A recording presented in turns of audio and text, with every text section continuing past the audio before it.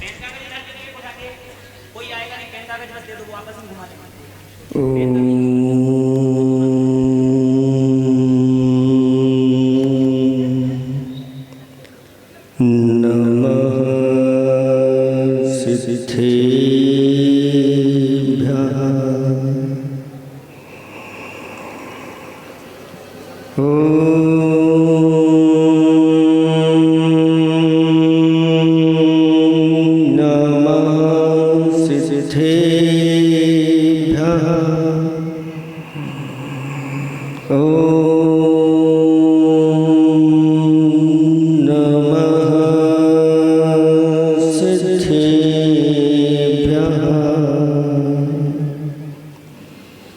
निर्मल जल सामन है जिनका, चंदन से दिव्यवचन,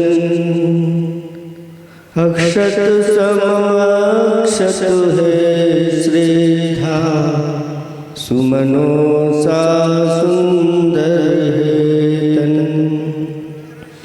नैवेद्य चरित्र जान है दीपक, बस विधि करते धूप दहन, ध्यान सुफल है समाधि, मुनिवर तुमको नित नमन, अनर्घ्य पद को पाने गुरुवर, मेरा एक जीवन क्या सौ सौ जीवन, गुरुवर तुम्हें समर्पित है, ऋषिवर तुम्हें समर्पित है। देवादिदेव 1008 कैवल कमलापति आदि ब्रह्मा आदिनाथ जिननाथपुरम के बड़े बाबा आदिनाथ भगवान की, देवादिदेव 1008 वर्तमान शासनायक महावीर भगवान की, परम पूज्य 108 आचार्य प्रवर गुरुवर श्री विद्यासागर जी महामुनिराज की पंच कल्याणक महामहोत्सव की 3 कमलों करोड़ मुनिराजों की, पूज्य मुनिवर श्री विमल सागर जी महाराज की, पूज्य मुनि श्री अनंत सागर जी, धर्म सागर जी, भाव सागर जी महाराज की, समस्त मुनि संघ की, पूज्य आर्यका रत्न श्री पूर्णमती माता जी की, वंदनीय आर्यका संघ की, धर्म स्नेही भक्तात्माओं, आचार्य भगवंतों का हमारे ऊपर बहुत बड़ा उपकार है।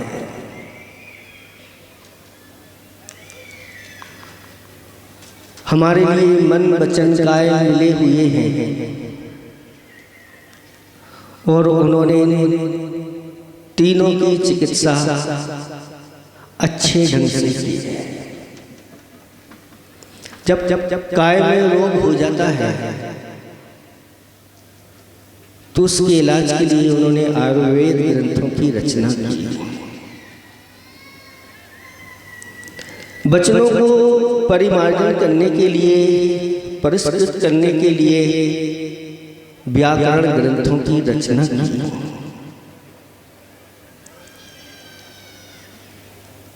शरीर में जैसे ही रोग होते हैं उनका इलाज कराना प्रारंभ कर देते हैं।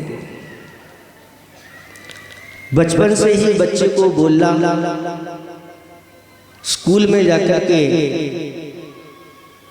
व्याकरण आदि सिखा देते हैं, लेकिन इस मन की चिकित्सा के लिए हम क्या करते हैं?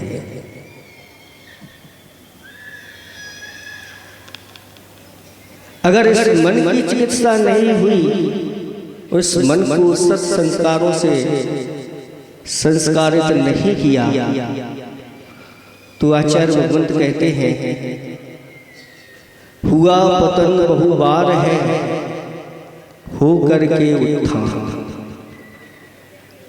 कई बार हमारा उत्थान हुआ है, लेकिन उत्थान हो करके पतन हो गया। वो पतन क्यों हुआ? तो हमने अपने मन की चिकित्सा, चेतन मन की चिकित्सा या स्वयं चेतन की चिकित्सा नहीं की। तब उन्होंने ऐसे अध्यात्म ग्रंथों की रचना की, एक एक कारिका अपने आप में झकझोर देती है, सही दिशा देती है। उदाहरण के रूप में ले ले कि मेला लगा हुआ है और उस मेले में दुकान लगी हुई है और मेला खचाखच भरा हुआ है और एक व्यक्ति या एक महिला दो घड़े लेकर के दुकान पर आ रही है। एक घड़ा सिर पर रखे हुए है जो घी का घड़ा है और एक जो बाजू में दबाए हुए है वह छाछ का घड़ा है। छाछ जानते हैं आप? मट्ठा और धक्का मुक्की हो रही है। ऐसी स्थिति में वह किस घड़े को संभालेगी, किस पर उसका ध्यान होगा?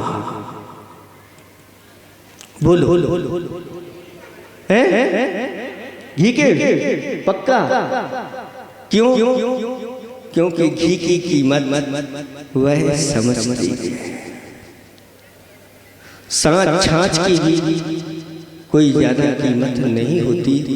अगर फूट जाए तो छाछ का फूट जाए, गिर जाए तो छाछ का गिर जाए, लेकिन ऊपर वाला तो मैं गिरने नहीं दूंगी।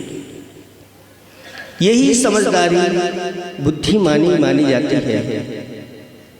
इसी प्रकार से आचार्य गुण कहते हैं कि एक शरीर है, ये छाछ का घड़ा है, उस शरीर के अंदर जो आत्मा है वह घी का घड़ा है। अब ज्यादा सवाल किसकी करना है? बोलो, अभी तो बता रहे थे किसकी सवाल ज्यादा से समय किसको दिया जाता है? आप बताओ। खाने पीने, नहाने धोने, वस्त्र आदि अनेक प्रकार के शरीर के लिए घंटों हम आराम देते रहते हैं और इसकी सेवा में निरंतर लगे रहते हैं। अनादिकाल से हम यही तो करते आए हैं। इस आत्मा की ओर ध्यान नहीं जाता।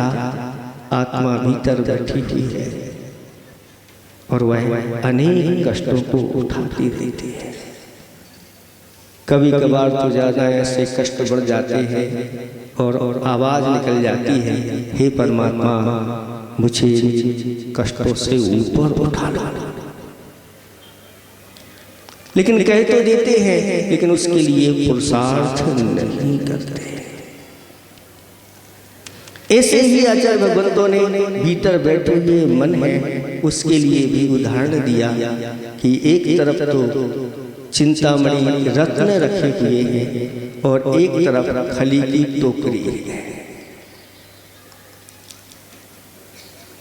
दो टोकरी अगर यहाँ भर के रख दी जाए, एक रत्नों की टोकरी और एक खली से भरी हुई टोकरी, और आप लोगों से कह दिया जाए कि जिसको जो पसंद हो उठा लो। बताओ पंडाल में बैठने वालों किसको आप पसंद करेंगे? हैं? आवाज अच्छे से नहीं आ रही, कहीं महाराज हम फंस ना जाए। कौन सी टोकरी? देखो, जब कुबेर इंद्र असली नहीं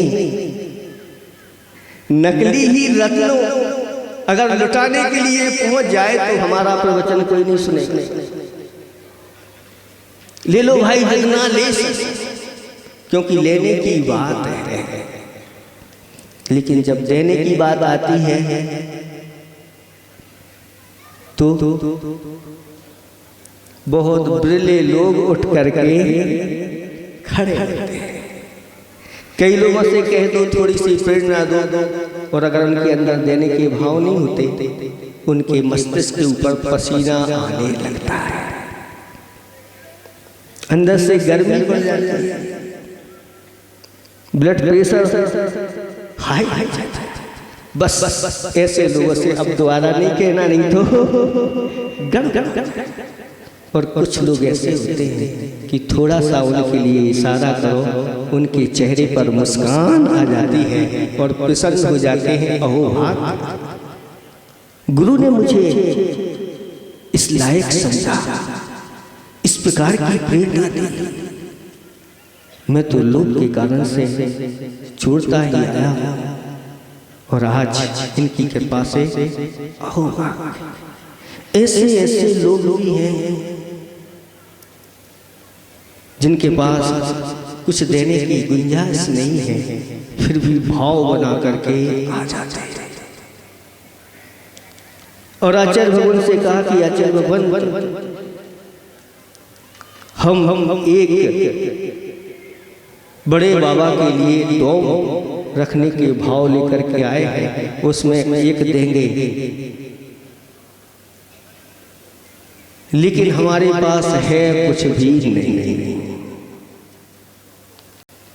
कुछ भी नहीं। और इतनी बड़ी बोली, इतने बड़े बड़े लोग बैठे हुए हैं, इन्होंने ये भाव नहीं बना पाए, उसके पास है और ये भाव बना। तो आचार्य भगवत ने भी उसको आशीर्वाद दे दिया, चिंता मत कर, सब ठीक हो जाएगा। और ऐसा आशीर्वाद दिया कि जो खदान में से मिट्टी निकलती है, उस मिट्टी का कोई ज्यादा मूल्य नहीं होता, लेकिन गुरुदेव के आशीर्वाद से उसके पास ऐसी खबर आ गई कि आपकी मिट्टी के अंदर ये वस्तु है और मैं इसको खरीदना चाहता हूँ, और ये पहले से ले लो 50 लाख रुपए। 75 लाख का उसने सौदा कर दिया, 50 लाख आप ही ले। तब वह कहता है ये सब उन्हीं गुरुदेव के आशीर्वाद का प्रभाव है। लेकिन विश्वास इतना होना चाहिए कि हमारे पास कुछ भी नहीं है, और फिर जिनके पास सब कुछ होता है वो नहीं कर पाते। आदि पुराण के अंतर्गत ऐसे 4 जीवों की कथा आती है कि जिन्होंने उच्च कुल में जन्म लिया, और उच्च कुल में जन्म लेकर के एक वैश्य कुल में जन्म हुआ, लेकिन चोरी करने में वह लिप्त हो गया और पकड़ा गया, और उसको इतना मारा, वह क्रोध में आवेश में आकर मृत्यु को प्राप्त हो गया, और मर करके वह बाघ बन। इसी प्रकार से एक दूसरा था जिसने भी उच्च कुल में जन्म लिया था, लेकिन कुसंस्कारों का प्रभाव उसके ऊपर ऐसा पड़ा कि वह किसी के सामने झुकना नहीं चाहता, किसी को कुछ समझता ही नहीं। आज तक उसने अपने माता पिता को भी प्रणाम नहीं किया। किसी ने पकड़ करके उसको जबरन माता पिता के चरणों में झुका दिया, और जब उसको झुकाया तो उसको ऐसा क्रोध आया और अपशब्द कहता हुआ उसने अपने सिर को एक पत्थर से मार लिया और मर करके सूकर बन गया। कहाँ तुम उच्च कुल में जन्म और कहाँ निम्न कुल में जन्म, और ऐसे सूकर पर्याय, जिस पर्याय को बहुत निंदनीय पर्याय माना जाता है, कहते हैं जो अपने से गुणवान होते हैं, अपने से बड़े जन होते हैं, देव शास्त्र गुरु आदि होते हैं, उनके लिए जो झुकता नहीं, अभिमान करता है, ऐसा व्यक्ति ऐसे ही पर्यायों को प्राप्त हो जाता है। आज की शिक्षा में क्या मिल रहा है? आपकी संतान कितनी विनय करते हैं वह अपने गुरु की, अपनी सरस्वती की, आप सब जानते हैं। पहले सुनते थे हमारे गुरुदेव जब विद्यालय में पढ़ते थे तो अपनी जो पढ़ने वाली पुस्तक सरस्वती है उसको सिर पे रख करके ले जाते थे। फिर धीरे धीरे हम लोगों के समय में हम लोग ऐसे ले जाते थे, फिर धीरे धीरे वह बाजू में ले जाने लगे, ऐसे कुसंस्कार हुए, फिर धीरे धीरे पीठ पर आ गई, बोझ हो गई क्या? सरस्वती। और पीठ से ऐसे संस्कार आगे बढ़े कि खिसकता हुआ वह वस्ता पृष्ठभाग पर लटकने लगा। अब आपकी बुद्धि पर कौन सवार होगा?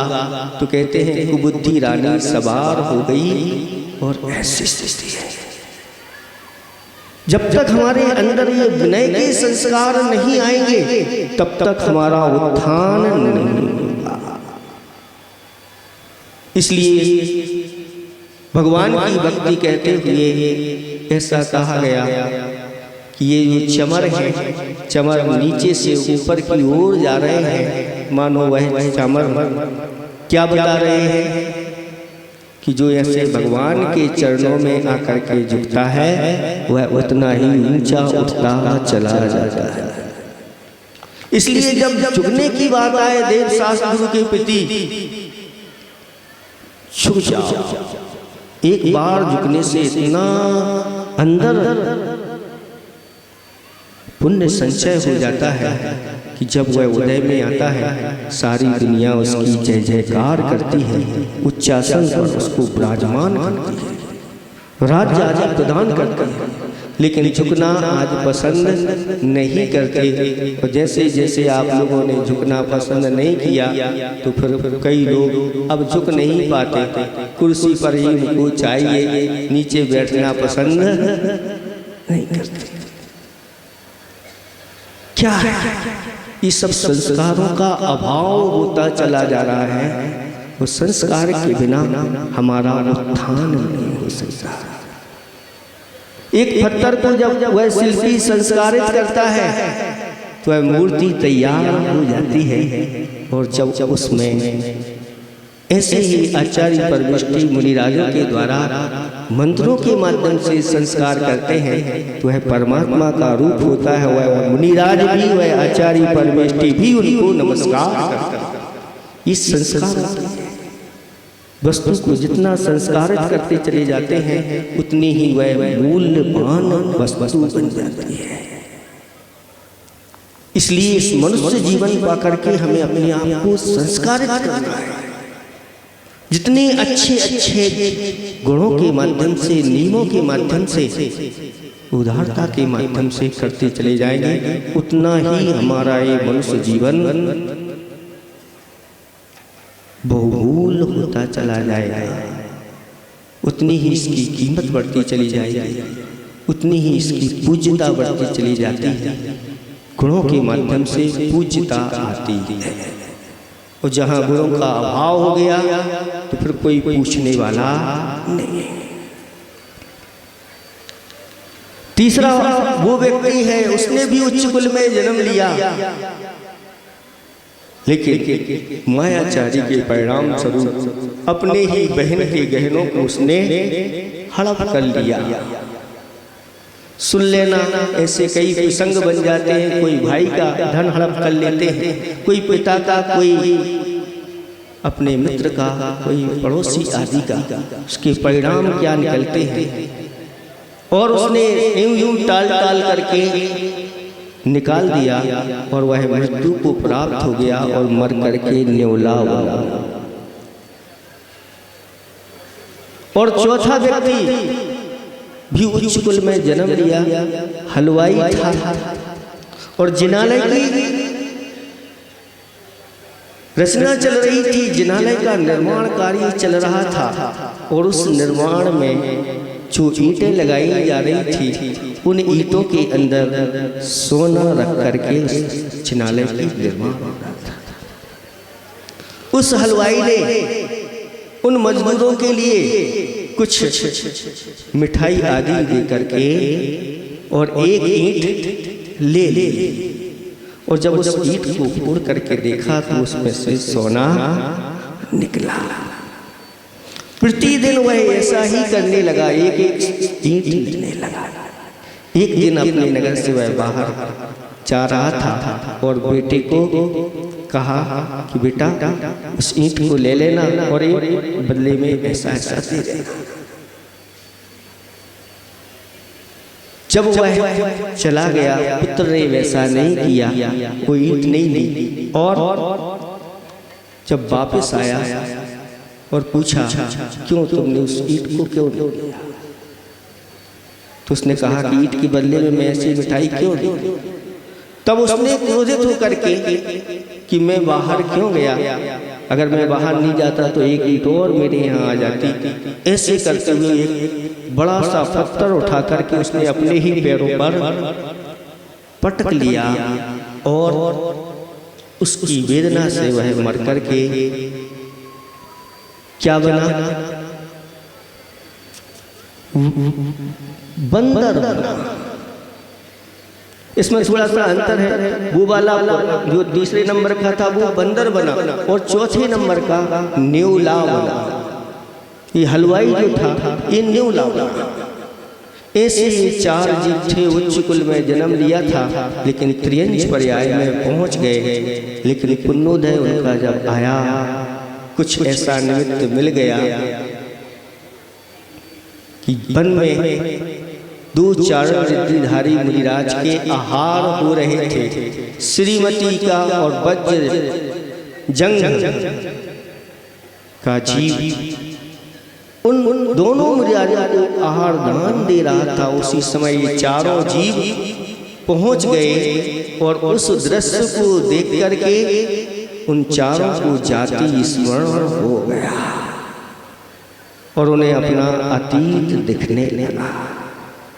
ओहो, मैंने ऐसे उच्च कुल में जन्म लिया और उच्च कुल में जन्म लेकर के मैंने इन कसाओं के वशीभूत होकर के, क्रोध के वशीभूत होकर, एक ने मान के वशीभूत होकर के, इसकी माया के वशीभूत होकर, लोभ के वशीभूत होकर के इस नर पर्याय को यूं ही गमा दिया।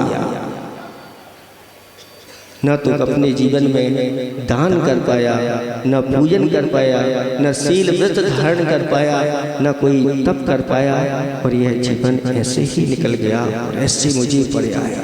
तब चारों को अंतरंग से पश्चाताप हुआ और पश्चाताप करते हुए उन चारों जीवों ने उन मुनिराज के आहार दान की अनुमोदना कर दी और उस अनुमोदना के परिणाम स्वरूप उन्होंने ऐसा पुण्य का संचय किया कि वह जो आहार देने वाली श्रीमती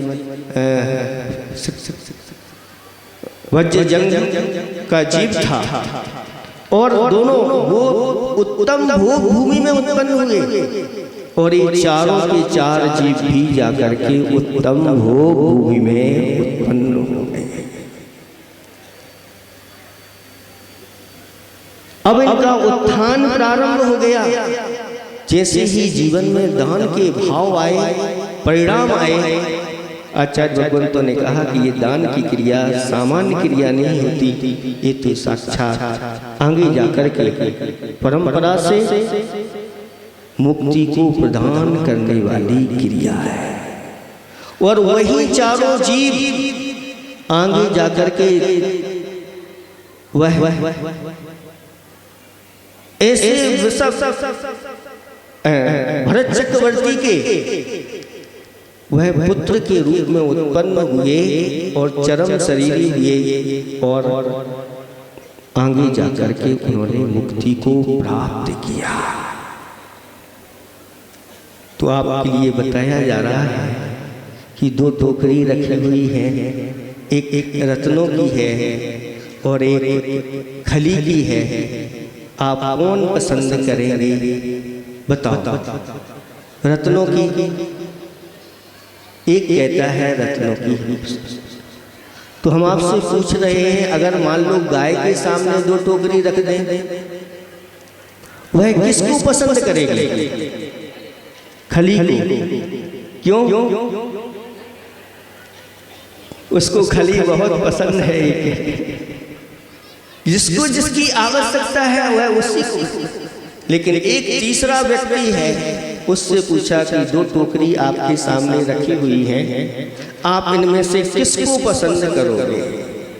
तो वह कहता है, महाराज ना तो मुझे रत्नों की टोकरी चाहिए ना खली की टोकरी चाहिए, मुझे तो जो मिला है मैं उतने में ही संतुष्ट हूँ।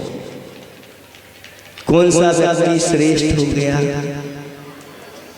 ऐसे भी लोग हैं जो कहते हैं बस अपने जीवन में अब संतोष आ गया है और अब तो मुझे दान करना है, त्याग करना है, जिसके माध्यम से हम अगली पर्याय में जाकर के सभी प्रकार के सुखों को प्राप्त हो जाओ।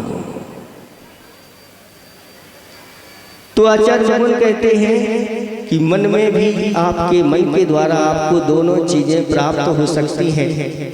अगर आप अपने मन को कुसंस्कारों से भर दोगे तो आगे जाके पशु पर्याय में खली खाने को मिलेगी और वो भी बहुत मुश्किल हो जाएगी।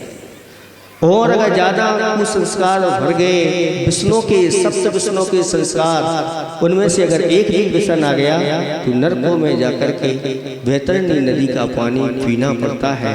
ऐसी स्थिति हो जाती है।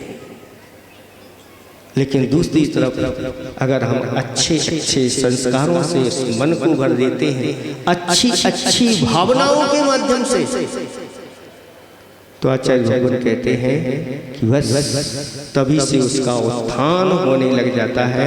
और उन संस्कारों को अगर वह बना के रखता है तो उसका फिर पतन नहीं होता, बहुत जल्दी वह संसार से पार हो जाता है। अब आप लोगों को क्या करना है? आप सब समझदार हैं। अभी जो माता जी ने आप लोगों के लिए संकेत किया कि संकल्पित हो जाओ, कभी जीवन में ऐसे उस शिशु की हत्या नहीं करना। कहते हैं कि जो अगर ऐसे कार्य करता है तो आगे जाकर के वह भवों तक नपुंसक पर्याय को प्राप्त होता है। स्त्री पर्याय अगर उसको मिल गई तो वह बांझ होती है, उसकी कोख में कभी संतान नहीं आती। ऐसी स्थिति हो जाती है क्योंकि उसने अपने ही कोख में उस संतान को मारा है। और जहाँ उस जीव को मारा गया वह स्थान भी कब्रिस्तान बन गया, वह स्थान एक ऊचड़ खाना बन गया, वह स्थान वहाँ पर उसकी चीख की बरगड़ाएं विद्यमान हो गई। वह बार बार पुकार रहा है लेकिन कोई बचाने वाला नहीं है। इसलिए अपने जीवन में कभी ऐसे खोटे कार्य नहीं करना।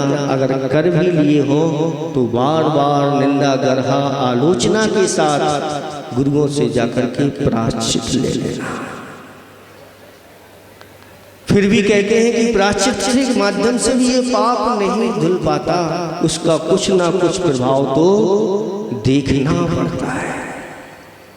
इसलिए आप सब अपनी संतान को अच्छे अच्छे संस्कार दें। अगर आपकी संतान अगर विनयी नहीं बन पाई, वह आप माता पिता की ही विनय नहीं कर पाई, गुरुओं की विनय नहीं कर पाई, तो आप ऐसे संतान को जन्म देकर के क्या करेंगे?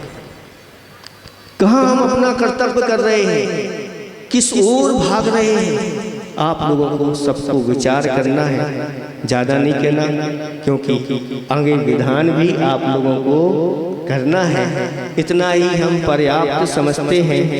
और आज आपको ऐसा मन में सोच करके संकल्पित होकर के जाना है कि अब हमें अपना पतन नहीं करना, क्योंकि पतन हमारा कई बार उत्थान होकर के हो गया है, वही सही उत्थान है। ना हो पतन सम्मान, सही उत्थान वही माना गया है जिसके बाद कभी पतन नहीं होता, निरंतर सम्मान होता चला जा रहा है। आज गर्भ कल्याण के एक पूर्व दिन है और रात्रि में जब वह संतान गर्भ में आएगी उसके पूर्व कुछ सूचनाएं देकर के आप लोगों को आएंगी। वो 16 स्वप्न आप लोगों के लिए दिखाए जाएंगे, जिस माने ऐसी भावना भाई कि भगवान मुझे ऐसी संतान प्राप्त हो जो संतान सारे विश्व का कल्याण करने में समर्थ हो।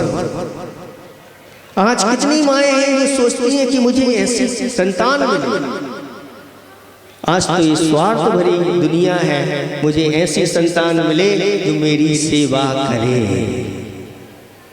लेकिन जो माँ सोचती है ये दुनिया का पालक बने, 3 लोक का नाथ बने, स्वामी बने, और मैं भी ऐसे पुत्र की माँ बनूं जो सामान्य माँ नहीं कहलाती, वह जगत माता कहलाती है, ऐसी वह माँ कहलाती है।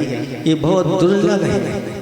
लेकिन हमारे आचार्य भगवंतों की कृपा तो देखो, उन्होंने विधि बता दी कि अगर वैसे नहीं बन पाते हो तो ऐसे पंच कल्याणक महामहोत्सव में स्थापना निक्षेप से माता पिता बन जाओ। इसमें आप वही फल प्राप्त कर लोगे आगे जाकर के। आपको ऐसे ही योग्य उन्नत संतान की प्राप्ति आगे होगी। ये संस्कार आगे जाकर के काम करेंगे। ये संस्कार आपके अंदर बने रहें, आप उन संस्कारों को बढ़ाते रहें। इन्हीं भावना के साथ अहिंसा परमो धर्म की